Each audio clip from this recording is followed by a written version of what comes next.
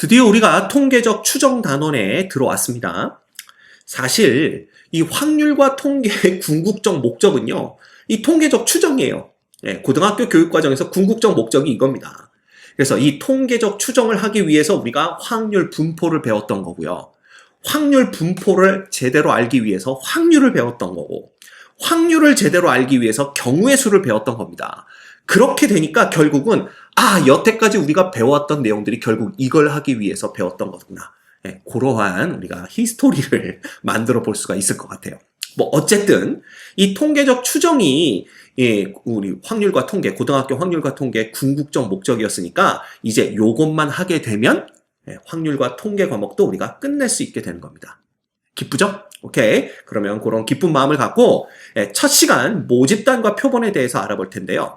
이 모집단과 표본에서 쓰이는 용어들이 몇 가지가 있습니다. 그래서 그 용어들에 대해서 그냥 살펴보는 아주 가벼운 시간을 먼저 갖도록 할게요. 오케이? 자, 제일 먼저 전수조사라는 게 있습니다. 이건 뭐냐면 조사하고자 하는 집단 전체를 다 조사하는 거예요. 빠짐없이. 그리고 표본조사라는 게 있는데 이 표본조사는 조사하고자 하는 집단의 일부를 조사하는 것입니다. 자, 이 두 가지가 상당히 중요한 개념입니다. 우리가 이 통계적 추정을 하는 이유는 뭐냐면요. 예를 들면 우리는 이 전체 집단의 성질이 뭔지를 알고 싶은 거야. 그런데 이 전체 집단의 성질을 정확히 파악하는 방법은 이 말 그대로 전수조사, 전부 다 빠짐없이 다 조사를 해보는 거예요. 그런데 여러 가지 이유로 그게 불가능한 경우들이 발생을 합니다. 자, 예를 들면 우리나라에서 대통령 선거를 할 때 이번에 대통령에 누가 당선이 될 것인가를 먼저 알고 싶은 거야. 그지? 그럼 내가 예를 들어 방송국 사장님이야. 근데 방송국에서는 국민들에게 이번엔 누가 당선이 될 것 같아요 라는 보도를 하고 싶겠지. 그러면 그거에 대해서 조사를 해야 되는데 이번에 누가 당선이 될지를 정확하게 알고 싶다면 전 국민을 전부 다 만나가지고 누구 찍으실래요? 전 국민이 아니라 이제 그 투표권이 있는 국민, 성인 국민이겠지. 투표권이 있는 국민들을 전부 다 만나서 누굴 찍을지를 다 물어봐야 돼. 그리고 다 조사를 한 다음에 이렇게 발표를 하겠지. 내가 장담하는데 이번에는 2번 후보가 3번 후보가 혹은 1번 후보가 당선이 될 게 분명해. 이렇게 말할 거란 말이야. 자, 그런데 이게 가능하겠냐라는 거죠. 유권자가 몇 명이고 우리나라가 좁은 나라긴 하지만 일개 방송국에서 이 전국을 다 돌아다니면서 모든 사람들, 투표권을 가진 모든 사람들을 만나서 물어본다는 건 불가능합니다.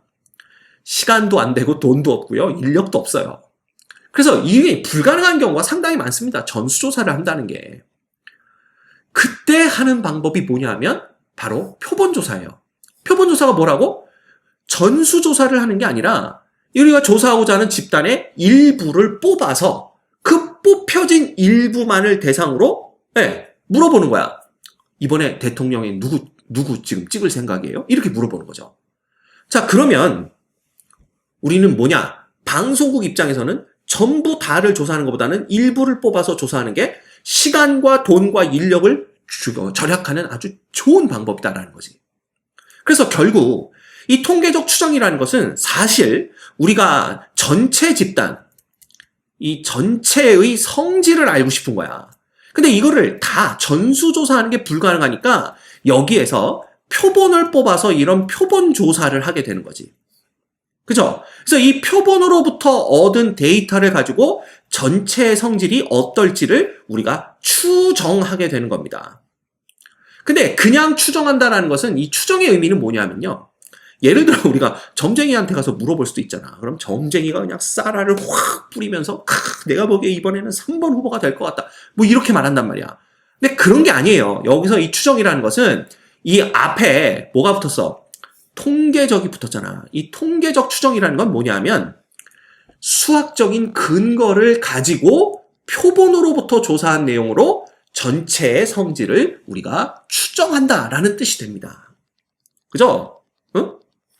그래서 우리가 이제 말하는 통계적 추정이라는 것은 정확히 말하면 전체를 전부 다 조사할 수가 없기 때문에 여러 가지 이유로 그 중에 일부인 표본을 뽑아서 표본을 조사하고 그 표본의 조사에 나온 결과를 가지고 수학적인 근거로 전체 성질이 이럴 것이다라고 추정하는 거야.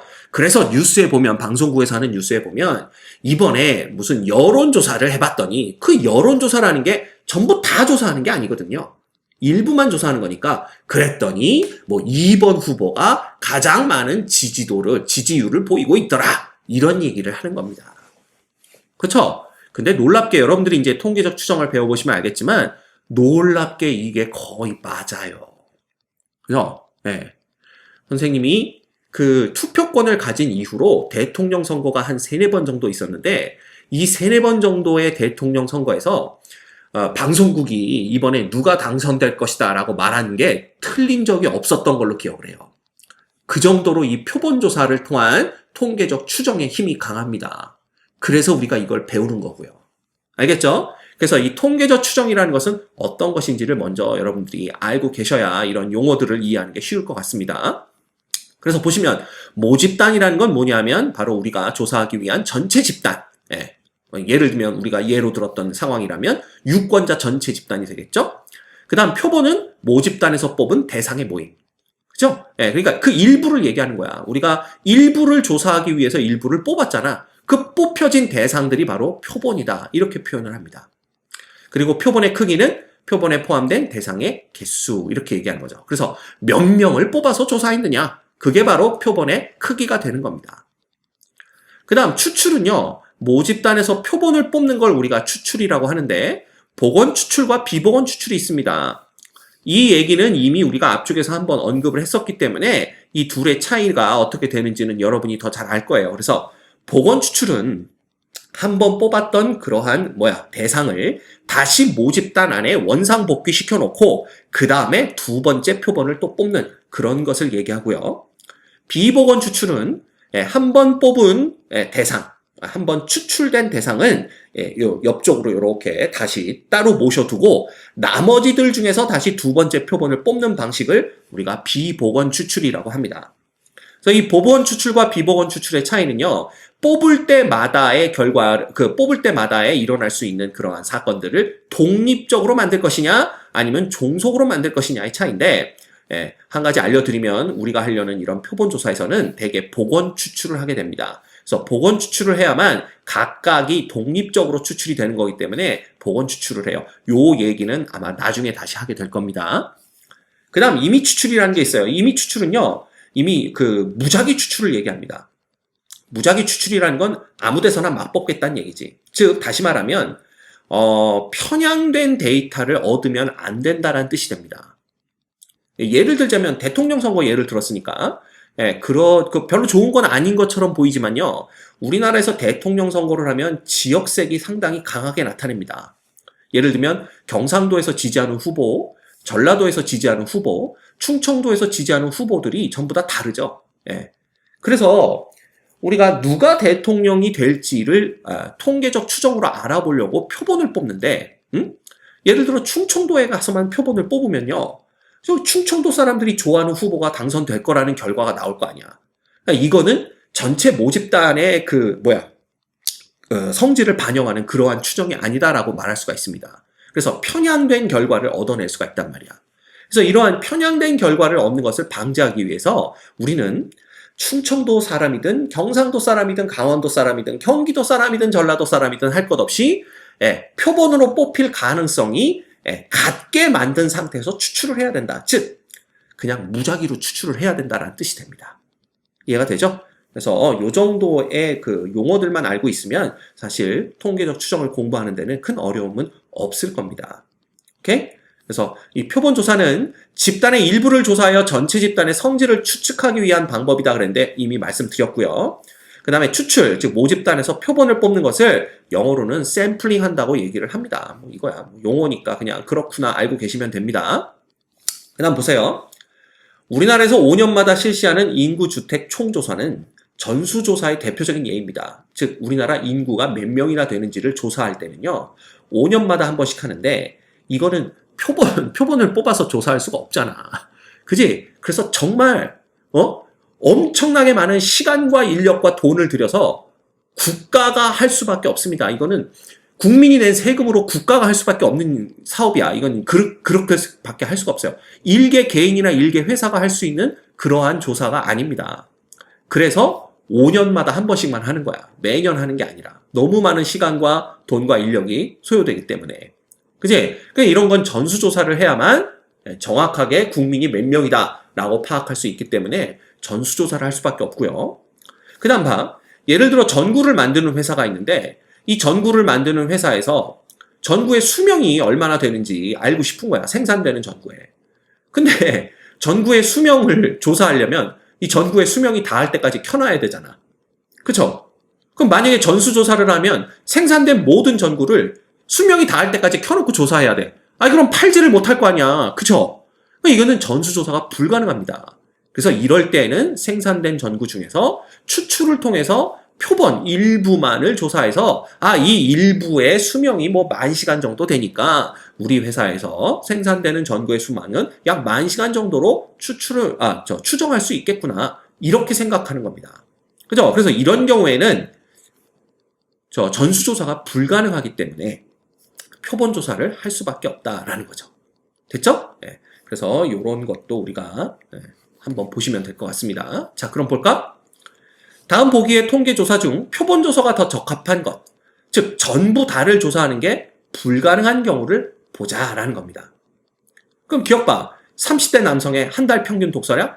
자, 이거를 전국을 돌아다니면서 저기 30대이세요? 남자예요? 하루 평균 독서량이 얼마예요? 이걸 다 묻고 다닐 거야? 불가능합니다. 따라서 이런 걸 알고 싶을 때에는 표본 조사를 하는 게 더 유리하겠죠. 그 다음 라디오 프로그램의 시청률. 그죠? 네. 라디오 프로그램은 시청이 아니라 청취죠. 그죠? 청취율입니다. 그렇다고 봅시다, 그냥. 라디오 프로그램은 청취율이고요. 이 청취율을 조사하기 위해서는요, 지금 국민들을 다 라디오 듣고 있는데, 라디오가 아무리 길어봤자 한 2시간 정도 하지 않나? 그 2시간 동안 전 국민을 대상으로 라디오 듣고 있어? 뭐 듣고 있어를 물어볼 거야? 불가능하죠? 그래서 이것도 표본 조사를 하는 게 맞고요. 공장에서 생산된 사탕의 평균 무게. 물론, 전부 다 조사해서 할 수도 있지만, 그러면 이거 무게 조사하다가 사탕 팔지도 못해요. 그죠? 따라서 이것도 표본 조사가 더 좋고요. 어느 학급의 평균 키. 학급이래봤자 뭐 한 30명, 40명 밖에 안 될 거 아니야. 그냥 다 측정해. 다 측정해서 평균 재는 게 더 나을 수도 있죠. 이런 경우에는 전수조사가 그렇게 부담스러운 작업이 아니기 때문에 요때는 그냥 전수조사하는 게 더 낫다. 이렇게 보시면 됩니다. 됐죠? 자, 그리고 봐. 1에서 4까지의 숫자가 하나씩 적힌 4개의 공이 들어있는 상자에서 2개의 공을 꺼낼 때 다음을 구하시오. 복원 추출로 1개씩 2번 꺼내는 경우는 첫 번째 뽑힐 수 있는 것도 4가지, 그 다음 복원을 했으니까 2번째 뽑힐 수 있는 것도 4가지에서 총 16가지가 가능합니다. 그 다음 비복원 추출로 1개씩 2번 꺼내는 경우는요, 첫 번째 뽑힐 때는 4가지가 가능하고요, 2번째 뽑힐 때는 하나가 빠졌으니까 3가지 중에 하나가 가능하겠죠? 그래서 총 12가지가 됩니다. 그 다음 동시에 2개를 꺼내는 경우는 그냥 4개 중에 2개를 순서 없이 뽑는 거니까 4 컨비네이션 2에서 6가지가 추출이 됩니다. 그래서 봐. 추출하는 방법을 뭘로 하느냐에 따라서 뽑힐 수 있는 경우의 수도 이렇게 달라집니다. 그치? 그래서 우리가 표본을 추출할 때는요, 어떤 방법으로 추출할지를 정확하게 잘 결정을 해서 표본을 추출해야 된다라는 걸 보여주기 위해서 이런 문제가 나온 것 같아요. 됐죠?